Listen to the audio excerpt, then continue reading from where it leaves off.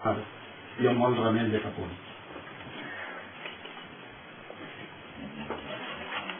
Que sempre torna.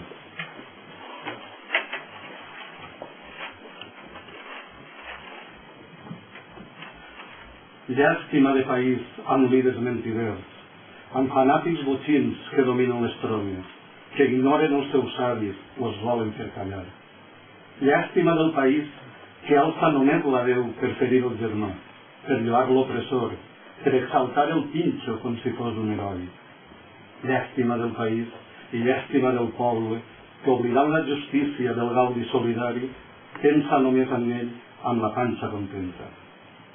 Llàstima del país que oblida el seu llinatge, que perd la seva llengua o només la recorda per a frenar la glòria de gestes il·lusòries.